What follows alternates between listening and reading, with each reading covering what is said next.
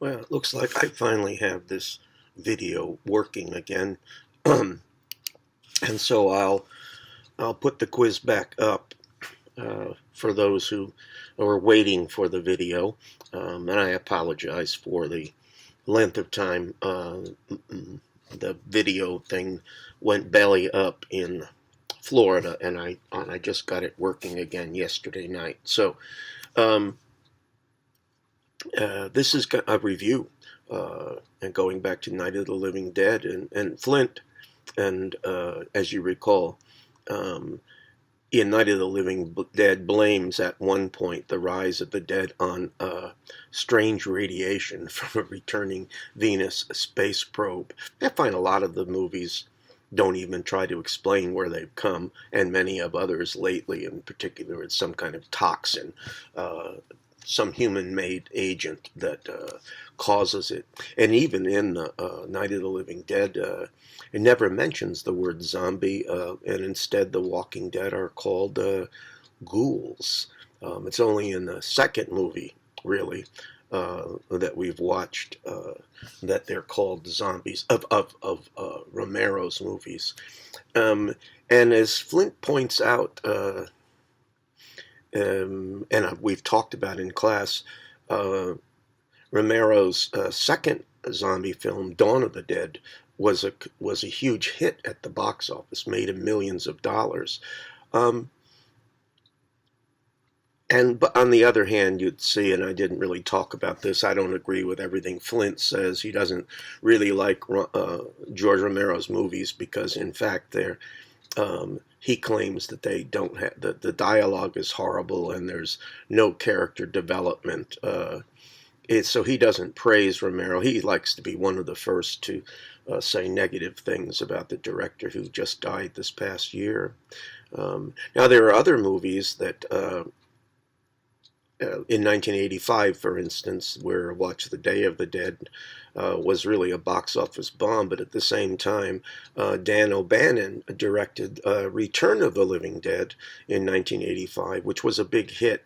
And in fact, that's where we get that movie. It's late by standard, our standards, maybe uh, as far as zombie development goes. This is the first movie where you have the zombies going, brains, brains, more brains. It's kind of a funny movie, as you know. Um,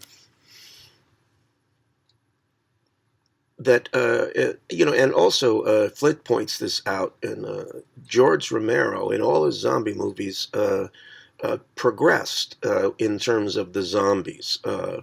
And he does alter their characterization. We're going to have one in this week's movie, Day of the Dead, where we have a zombie who proves to be sentient, and in Land of the Dead, you'll find there's the zombie becomes too there, the figure of repression and revolt, because the zombies will revolt against the forces in this place, almost of evil, but not quite.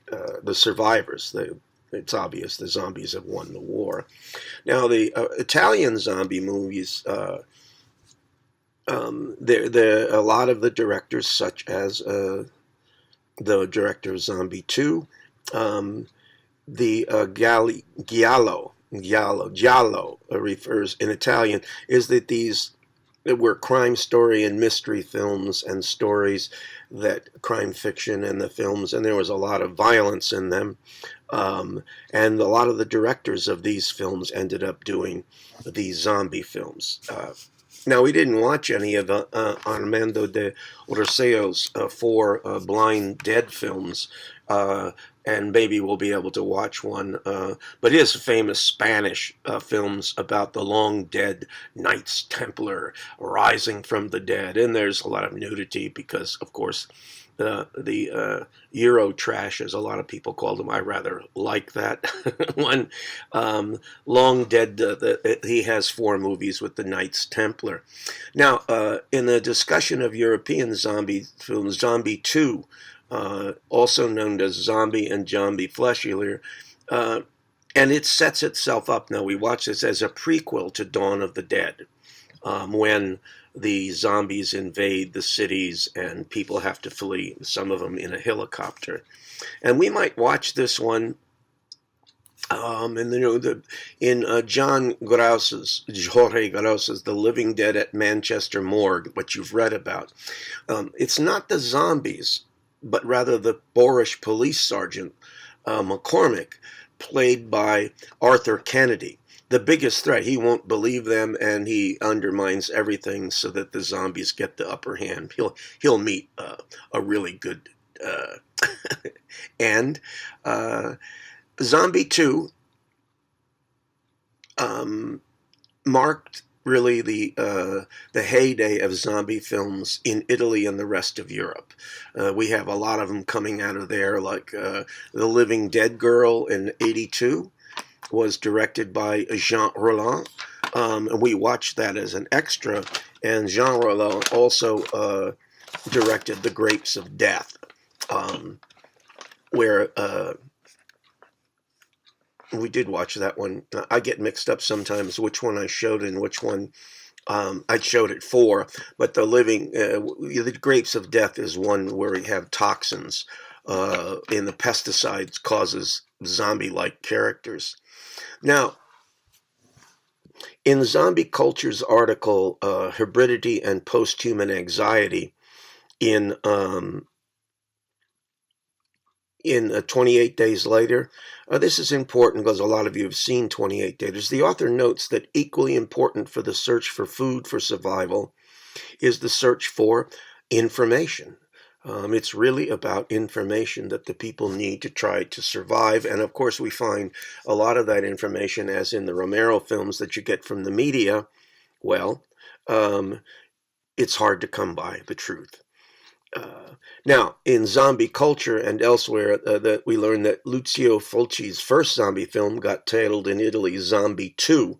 That's the title that we have of it, because Dawn of the Dead got released as a zombie.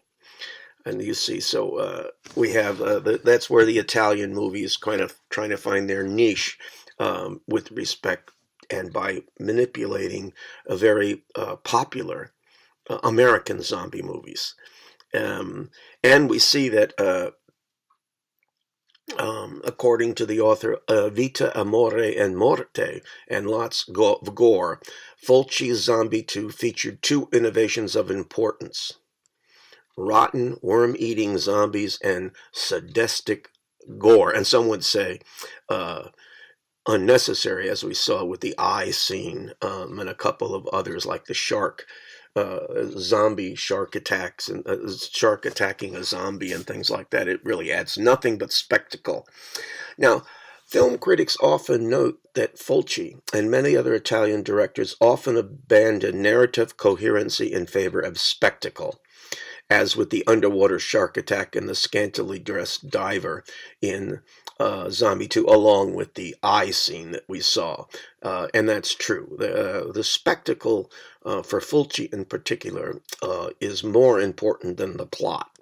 And in this, Brad O'Brien, in the article Vita, Amore, and Morte, and Lots of Gore, the Italian zombie film, the country's cinema is governed by the law of filone, and that an Italian word means streamlet. And what happens again is like Zombie 2, the movie takes its Italy doesn't produce the first zombie movie, but if there's one that's really popular, there you go. Then you can get an audience. So like when you go in and talk to the producer, and they don't say, "Wow, your movie sounds great." They say, "Okay, where was this popular?" So we see that really, and it was in Zombie Culture. The same article includes the argument that Fulci's Beyond is one of the most, some have called it one of the most effective horror films of all time. It doesn't feature or emphasize narrative consistency or a meticulous plot and character development. Again, the emphasis falls upon spectacle. Yeah. And the zombie too, the doctor's wife Paola, and she dies from a wood splinter to the eye. That's like 6 minutes long. The scene is that there is your emphasis upon um, spectacle over plot development. It's just watching because you know that that woman's gonna get a splinter stuck right through her eye, and of course, I think she's naked. Of course, as I remember, Zombie Two, as Val Lewton. Um, well, in Zombie Two, they treat the Fulci treats the natives on the island without any great consistency. We never even really see them. We hear the natives drumming in the background, but really, they really have hardly anything to do with the movie at all. It's what happens to the white people and others. The zombies, there's no development of where they come from. That we see, for instance, Val Lewton tried to be sympathetic in I Walked with a Zombie. Now, in 1985, the Return of the Living Dead, one of the fun parts about that movie is nothing kills the zombies.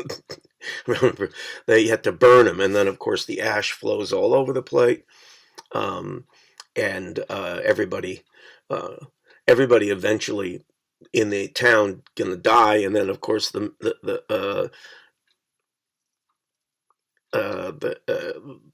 they end up blowing it up on a with a nuclear device that's going to spread the stuff all over the world. And one of the things that's interesting about the Returning of the Living Dead, it doesn't take place in Pittsburgh. It takes place somewhere elsewhere, and I cannot for the life of me remember exactly where. But most of Romero's films, of course, take place in Pittsburgh or an area not far away in Pennsylvania. Um, yeah, and one of the nice, funny parts of the Return of the Living Dead, the toxin released is uh, animates the dead, all creatures, including butterflies and half dogs and all the other kinds of things. It's pretty funny, and lots of gore. One of the stories I really liked in our book is Family Business. It's a novelette, but it has a fully orchestrated economy based upon zombies. And in Family Business, the onset of the infected is referred to as the first night. The first night. And everybody, of course, keeps certain implements around because Granny can turn into a zombie at any moment. Uh, the but so like I say, the fence tester, carpet cart salesman, and pit throwers refer to um, jobs in the post first night community in which Tom and Benny live. Uh, and then cadaver, have other products like cadaverine, and it refers in Family Business to a zombie-based product that smells of rotten flesh. So we get to you have nice words invented for the story in this really kind of an interesting, created small world, and they have the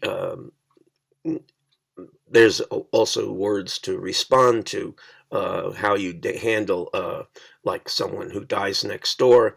And quieted is the manner. It refers to the manner in which a metal spike at the base of the skull severs the brainstem of the recently deceased. And they'll use the same system to say to put to rest for a small fee relatives caught inside the fenced area. The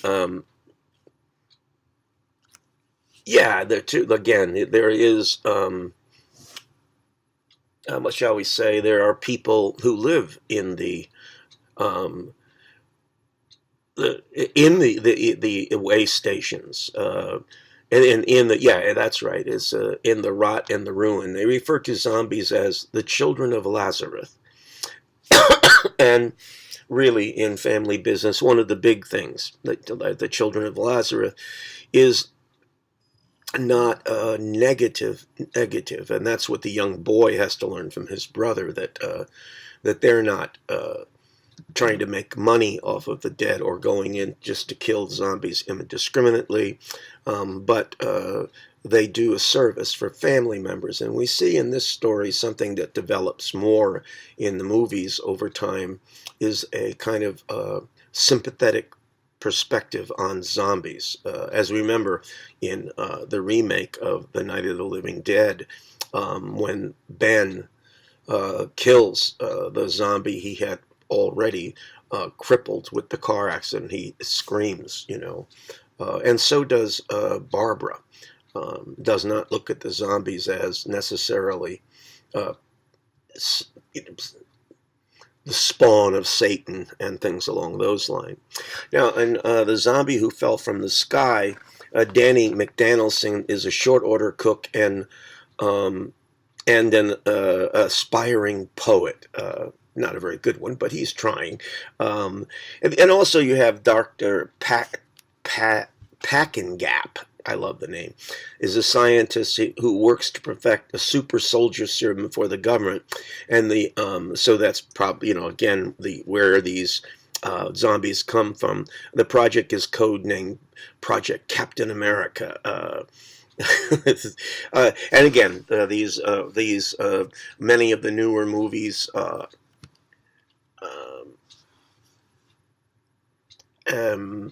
Offer the zombie is the revolt of human interaction with nature, or trying to make super soldiers, or any number of other kinds of things. Pesticide in the Grapes of Death. But I love this one. There's some comedy in it. Their name's a Chihuahua befriends Danny, and he calls him Butt Muncher after what the dog did to a zombie. And another one from the zombie who fell from the sky. Danny names the scientist who hangs from the church spire Sympathy. And there you have that turn, a little bit of a turn in the attitude of the people. Now, just a quick, briefly, from Bishop, often discusses Freud's term Unheimlich to describe, in terms of the manner in which zombies affect characters in zombie films, as well as viewers of the film, the uncanny. The known and the unknown come together to create this feeling that Freud names the uncanny. Bishop also argues in American Zombie Gothic that George Romero's Night of the Living Dead is part of the Gothic literary tradition, particularly in the manner it adopts and adapts the traditions of the antiquated space to reflect key cultural concerns and anxieties at play in the contemporary environment that produced it. So, Night of the Living Dead, we have racial tensions, we have questions about women's roles, and these kinds of things he'll develop especially in his first 4 movies. Now,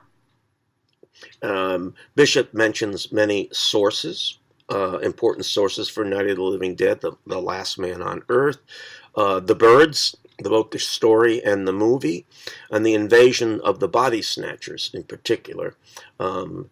But The Man Who Fell to Earth, which starred the late David Bowie, is not one of them. So I hope you do a good job on the quiz. And again, my apologies for taking longer than necessary because of glitches I forgot to tell you about. But now you know. Okay.